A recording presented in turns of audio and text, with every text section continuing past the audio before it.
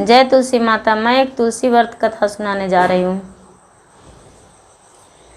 एक बूढ़ी माता थी। वो बहुत गरीब थी और वो प्रतिदिन तुलसी माता का पूजन किया करती थी और तुलसी माता के पूजा करके और 5 भजन सुनाती थी तुलसी माता को। और जब पूजन कर लेती थी, सारी लोग वहाँ के लोग जाते थे पूजन करने तुलसी चौर में, तुलसी का वृक्ष में, तो सारा लोग लौट जाते थे।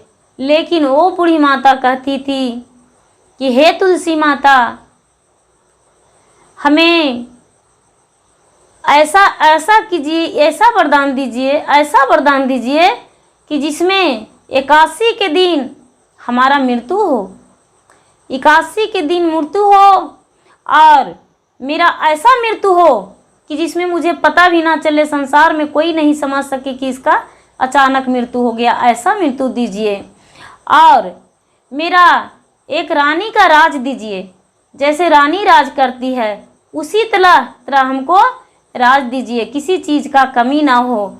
और मेरा संतान दीजिए कि जिसमें मेरा कोई सुख का कमी ना हो, सारा सुख हम भोग लें। और मेरा बैकुंठ का वास दीजिए तुलसी माता, बैकुंठ में हमको जगह दीजिए। मेरा जीवन इधर उधर कभी नहीं भटके, मेरा बैकुंठ में वास मिले। और मेरे भोजन, दाल भात भोजन दीजिए, ज़्यादा चीज़ नहीं माता तुलसी माता, मेरा दाल भात भोजन दीजिए। नैहर में परिवार मेरा भरा रहे। हे तुलसी माता, मुझ पे ऐसा कृपा कीजिए कि मुझे किसी चीज़ का कमी न हो। और जब मेरा मृत्यु हो तो कृष्ण का कंधा दीजिए, मेरा चाल मधुर दीजिए, आवाज़ सुहाना दीजिए, जिसमें मेरा बोली भाषा जो हो, जो सुनकर और लोग खुश हो जाएं। यही बात रोज बूढ़ी माता कहती थी भजन सुना के।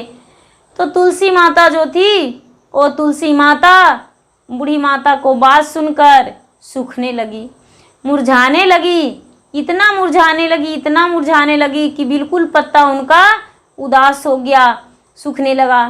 तो भगवान जी आए और कहने लगे कि क्या हुआ तुलसी, तुम क्यों सूख रही हो, बताओ तुम्हें क्या दिक्कत हुआ, क्या कमी हुआ जो सूख रही हो। सारी औरतें जो है तुम्हारी पूजा करते हैं, तुम्हें भजन सुनाते हैं, तुम्हें भोग लगाते हैं, जोत जलाते हैं, क्या कारण है जो तुम्हारा वृक्ष इतना सूख रहा है। वो तुलसी माता कहने लगी कि क्या कहूँ भगवान, मुझसे तो कुछ अलग बात दिमाग में चल रहा है, मेरा टेंशन हो गया है।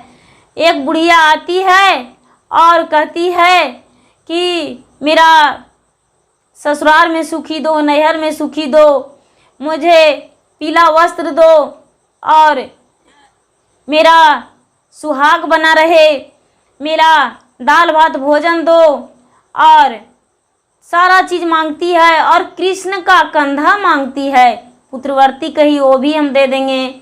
वो कर रही है कि मुझे 81 के दिन मौत हो, बैकुंठ में वास मिले, हम सारा चीज़ उसको दे देंगे, लेकिन कृष्ण का कंधा दो। कृष्ण का कंधा हम कहाँ से दे सकते हैं, ये तो संभव नहीं है, हम कृष्ण का कंधा कैसे दे सकते हैं। कृष्ण भगवान प्रकट हो गए। कृष्ण भगवान प्रकट हो गए और कहने लगे तुलसी माता से कि तुलसी, आप चिंता मत कीजिए, उस बुढ़िया को कह दीजिएगा कि तुम्हारा सब कुछ मिलेगा, और आप उदास मत होइए, अपने पत्ता को हरियर कर लीजिए, पौधा को मजबूत कीजिए और सुहाना की तरह एकदम सुंदर खिल जाइए, हरा भरा रहिए, आपका डाल पूरा सुंदर रहे, ऐसा दिखने में लगे सुंदर, सारा लोग देखकर आपको खुशी रहे, ऐसा आपका पौधा हो। और उस बुढ़िया से बता दीजिएगा, हम उसको कंधा देने के लिए खुद उसका तैयार हो जाएंगे। बोले ठीक है। बुढ़िया पूजन के लिए आई फिर से, तो फिर वही बात कहने लगी। तो तुलसी माता उसको बोले कि ठीक है, तुम्हारा बातों से हम बहुत प्रसन्न हैं, कोई दिक्कत नहीं है, तुम्हारा हर बात से हम खुश हैं। हम तुम्हें समय आने पर जब तुम्हारा मौत होगा तो एकादशी का दिन ही मौत होगा, और कार्तिक का एकादशी जिस दिन रहेगा उसी दिन मौत होगा, और तुम्हारा बैंकुट में बास मिलेगा, सब कुछ मिल जाएगा, किसी चीज़ का कमी नहीं रहेगा, सब पूरा कर देंगे। तू सुहागन ही इस दुनिया से जाओगी, पुत्रवर्ती जाओगी, तुम्हें किसी चीज़ का कमी नहीं रहेगा, तुम्हारा नैहर ससुरा सब भरा रहेगा। ऐसा कह के और बूढ़ी माता को आशीर्वाद दे दिए तुलसी माता। तुलसी माता जब आशीर्वाद दे दिए, वो बुढ़िया पूजा करते करते जब एकादशी का दिन आया तो बूढ़ी माता का मौत हो गया। बूढ़ी माता का मौत हो गया, बूढ़ी माता इस दुनिया से चल बसी। जब इस दुनिया से चल बसी तो सारी लोग गांव का इकट्ठा हुए, अब इकट्ठा होकर और उसका जो अर्थी था, मटी था, उसका सबको उठाने लगे, तो उसका सर जो था हिला भी नहीं। सारे लोग कहने लगे कि ये बुढ़िया तो इतना पुजारन थी, इतना पुजारन थी कि ये बिना पूजा किए हुए भोजन नहीं करती थी, तुलसी के माला फेरती थी अपने पाप कटने को लिए, लेकिन इतना बड़ा पापन निकली, इतना बड़ा पापिन निकली कि इसका अर्थी तो हिलता भी नहीं है किसी से। पता नहीं बुढ़िया मरने पर कितना भारी हो गई है, कैसे ये इसका सब जाएगा लाश मरण घाट में। सारे लोग उसके बदबुआ देने लगे। तब कृष्ण भगवान को ध्यान आया कि हाँ, वो बुढ़िया तो आज चल बसी, और बुढ़िया जब चल बसी तो हम उसके पास जाएंगे और उसका कंधा देना हमें ज़रूरी है। कृष्णा भगवान आए और वहाँ पर एक साधु का रूप में प्रकट हो गए और कहने लगे कि क्या चीज़ का भीड़ है, क्या बात है। सारे लोग कहने लगे कि क्या कहें। एक बुढ़िया थी, वो तुलसी माता की पुजारी थी, तुलसी भगवान और विष्णु भगवान के पूजा करती थी, प्रतिदिन पूजा करके भोजन करती थी, बिना पूजा किए हुए भोजन नहीं करती थी। लेकिन आज जो है बुढ़िया का मृत्यु हो गया, आज एकादशी का दिन, आज इसका जो शव है वो हिल नहीं रहा है, किस प्रकार से इसको हम मरण घाट ले जाएं। ये जो साधु बाबा थे वो कहने लगे कि 1 मिनट के लिए आपसे हम वक्त मांगते हैं, क्या आप सब देंगे। सारे लोग कहने लगे कि ये भीख मांगने वाला और बुढ़िया को क्या करेगा, जो बुढ़िया हिल जाएगी उठ जाएगी, ये क्या कर सकते हैं। लेकिन उसमें से 2-4 बूढ़े व्यक्ति थे, वो बोले कोई बात नहीं, आपको जितना समय चाहिए उतना समय मिल जाएगा, आप जैसे कहें, लेकिन बुढ़िया का अर्थी उठ जाना चाहिए। एक कान में बोले, लो बुढ़िया तुम अपना सब कुछ ले लो, तू अपना जो आशीर्वाद मांगती थी वो हम आज तुम्हें सब कुछ दे रहे हैं, लो तू अपना पियर पीतम्बर ले लो, रेशम का कपड़ा ले लो, और तुम अपना मधुर आवाज़ ले लो, और दाल भात भोजन ले लो, रानी का राज ले लो, बैकुंठ का बास ले लो, और तू अपना एकादशी का मौत ले लो, और कृष्ण का कंधा ले लो। लो अब इतना कह के और वो साधु बाबा खड़ी हो गए। जब साधु बाबा खड़ी हो गए और एक बांस पकड़ लिए उठाने को लिए कि चलिए थोड़ी देर हम भी ले जाएंगे। सारा लोग उठाए तो बुढ़िया बिल्कुल पत्ता के समान हो गई, जैसे लगा कि फूल ले जा रहे हैं। उस तरह बुढ़िया का वजन बिल्कुल हल्की हो गई। सारा लोग कहने लगे कि क्या बात था, ये साधु बाबा क्या बोले, ये क्या कहें जो बुढ़िया का अर्थी इतना हल्का हो गया। और जब सारे लोग कंधा लगाएं तो बुढ़िया वहाँ से साधु बाबा छपित हो गए। अपना कंधा दे दिए, बुढ़िया को संतावना दे दिए और कंधा देकर छपित हो गए। कोई लोग पूछ भी नहीं सके कि हाँ आप कौन थे और कहाँ से आए हैं और क्या कहें बुढ़िया के कानों में, और बुढ़िया हल्की कैसे हो गई। बुढ़िया को सारा लोग ले जाकर मृत्यु घाट में, मिलन घाट में, और उनकी दाह संस्कार किए, अंतिम संस्कार करके, और बुढ़िया के जो भी कर्म होता था वो सारे लोग कर दिए। बुढ़िया का सारा चीज़ पियर पीतम्बर मिल गया और बैकुंठ का वास मिला, बैकुंठ में जगह मिला, एकादशी का मौत मिला, एकादशी का उसका पटक से झटक से उसका मौत भी मिल गया और सुखी जीवन उसका मिला। उसका जीवन भटका नहीं, शांति पूर्वक से रह गई। उसका किसी चीज़ का भी मरने के बाद भी तकलीफ नहीं हुआ। मरने से पहले भी तकलीफ नहीं हुआ। वो बुढ़िया अपना जीवन जो खुशी खुशी बिताई। दूसरा कहानी सास बहू का कहानी है कार्तिक मास का। एक सास एक बहू थी, तो बहू दूध दही बेचने जाती थी, प्रतिदिन दूध दही बेचने जाती थी। तो कार्तिक मास आया तो सारी औरतें लोग शमी का वृक्ष में पूजा कर रही थी। शमी का वृक्ष में पूजा कर रही थी, औरा का वृक्ष में, आंवला का वृक्ष में पूजा कर रही थी। तो ये जो बुढ़िया का बहू थी वो देखी तो बोली कि आप लोग क्या कर रहे हैं? ये लोग बोले कि हम लोग आंवले का पूजा कर रहे हैं, शमी वृक्ष का पूजा कर रहे हैं। तो बोले कि इससे क्या होता है? बोले कि जो आंवले का पूजा करते हैं, शमी वृक्ष का पूजा करते हैं, वो सुहागन रहती है, धनवान रहती है, पुत्रवान रहती है और उसका किसी चीज़ का भी कमी नहीं होती है। ये बोली कोई बात नहीं, आप लोग तो जल से पटाते हैं, हम प्रतिदिन दूध और दही लेकर आते हैं, हम पूरा कार्तिक भर अपना दूध और दही से इन पौधा को पटाएंगे। वो बेचारी जो ग्वालिन थी वो प्रतिदिन दूध ले जाती थी और ले जाकर और उसी वृक्ष में डाल दिया करती थी। सारी दूध डाल देती थी और वो जो वृक्ष था वो बहुत सुंदर खिल गया था, पूरा हरा भरा हो गया था। और वो डालकर दूध दही और 1 घंटा हाथ जोड़कर बैठती थी, वो आंवले के सामने और शमी के सामने हाथ जोड़कर बैठती थी और भगवान का ध्यान में लगी हुई रहती थी कि हे भगवान, सच्चे मन से आपका ध्यान कर रही हूँ। मैं तो पूजा पाठ कुछ भी नहीं जानती हूँ, क्या पूजा क्या पाठ होता है, क्या पटवन होता है, जल कैसे डालते हैं, लेकिन हम सबको देखा देखी दूध और दही से आपका पटवन कर रहे हैं। लेकिन मुझे भी धन दीजिएगा, मुझे भी सुहागन रखिएगा और मुझे भी पुत्रवर्ती रखिएगा।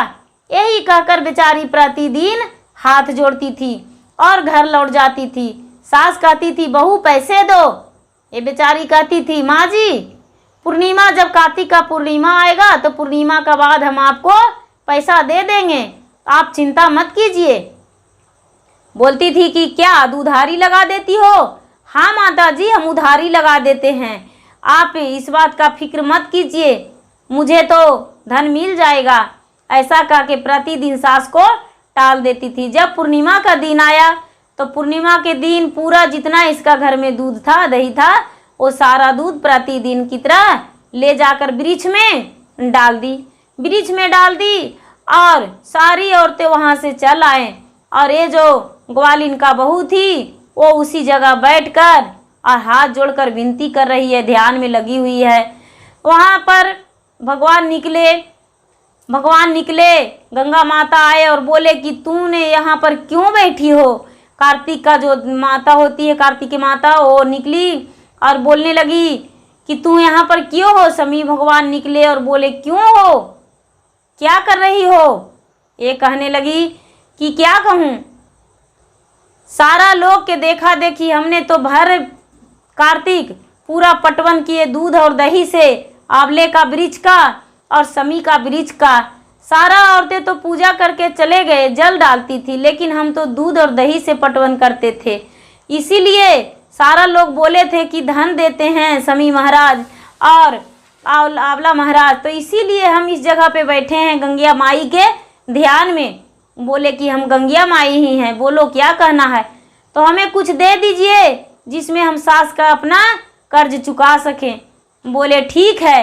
वो वहाँ कंकड़ जो था, कंकड़ बटोर कर और उसका अंजरी में दे दिए। बोले लो अपना घड़े में रख लो, जिसमें दूध लाई हो उसी मटकी में अपना रख लो, कंकड़ भर के और जाओ अपना घर में धर देना और बुढ़िया मांगेगी तो दे देना। ये जो गंगिया माता थी वो कंकड़ बटोर कर और दे दिए और वो लेकर चली गई। चल शमी भगवान भी उसी तरह किए, दे दिए, लेकर चली गई और उसके जो ये ले जाकर धर दी। और इसका ये कोई दुखी नहीं थी, इसको ये नहीं लग रहा था कि हमें कुछ नहीं मिला, कंकड़ पत्थर मिला। ले जाके और अपना संदूक में बक्से में धर दी। जब इसका सास देखी तो बोली कि बहू पैसे लाई हो?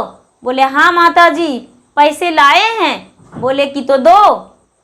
ये बोली कि बक्से में धर दिए माता जी, आप निकाल लीजिए। सोची बेचारी कि सास तो हमें डांटेगी, बोलेगी पैसा कहाँ रखी, तो हम कहाँ से बताएंगे, इसीलिए मुझे तो बहुत डर है।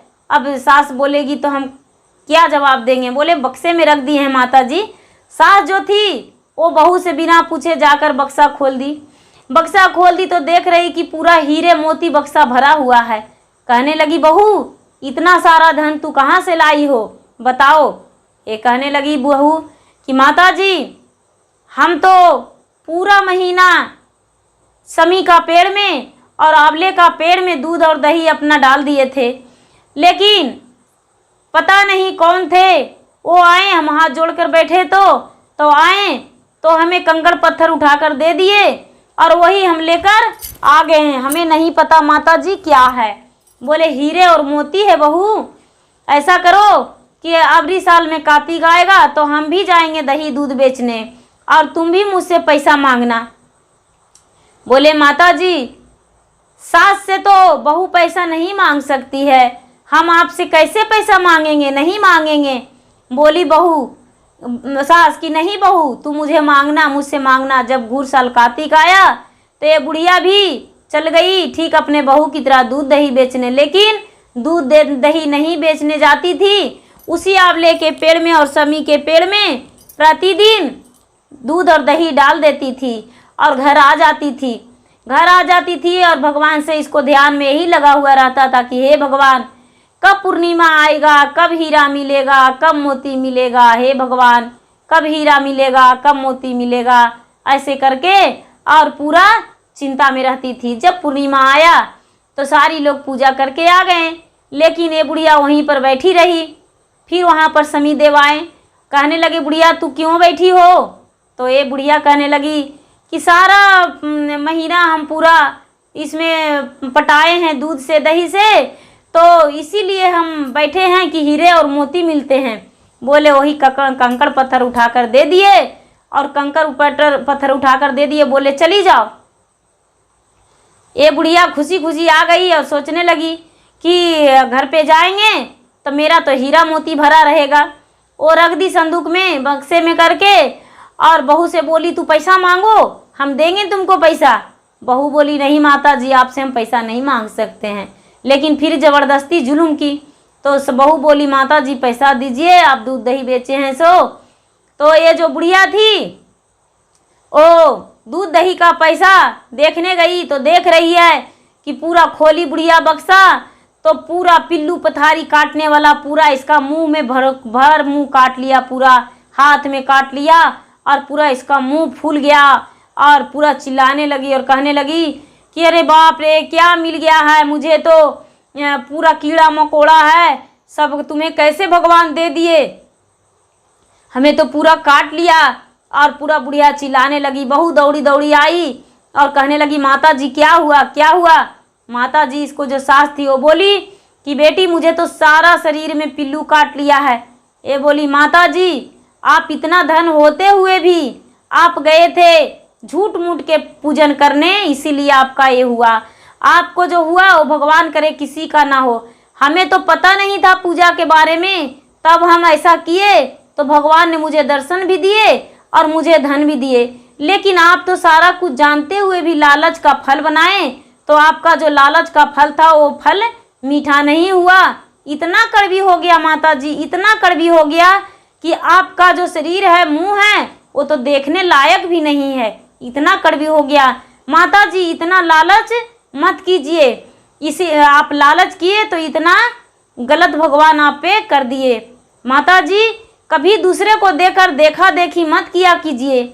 आप तो सोचे कि बहू को इतना धन मिला तो हम भी जाएंगे तो हमें और दुगना मिलेगा, तो आप तो खाने पीने के लिए भी दही और दूध घर में नहीं छोड़ते थे और सारा दूध और दही ले जाकर वहाँ डाल देते थे, क्योंकि जब से हम इस घर में आए थे तब से आप कभी दूध और दही नहीं बेचे, लेकिन आप लालच में दूध और दही पूरे महीना ले जाकर डालें, इसलिए आपका ये दशा हो गया। माता जी मुझे माफ़ कर दीजिएगा माता जी, इसमें मेरा कोई कसूर नहीं है, हम कुछ नहीं किए हैं। बोले ठीक है बेटी इसमें तुम्हारा कोई गलती नहीं है। अपने गलती को प्रायश्चित की बुढ़िया, अपराचित करके और भगवान के सामने हाथ जोड़ी और बोली, भगवान मुझे माफ़ कर दीजिए, हम जो भी किए वो मुझे माफ़ कर दीजिए, मुझे गलती का एहसास है, हम गलत किए तो गलत का परिणाम ये निकला। ऐसा करके बुढ़िया भगवान से हाथ जोड़कर क्षमा मांगी और सास बहू अपना घर में रहने लगी। जैसे उसकी बहू पे भगवान दया किए, ठीक उसी तरह अपना दया सब पे बरसाएंगे और बरसाते हैं। जैसे उसकी बहू खुश थी, उसी तरह जो कथा कहती है वो भी खुश रहे, जो कथा सुनते हैं वो भी खुश रहें। धन्यवाद। जय तुलसी माता।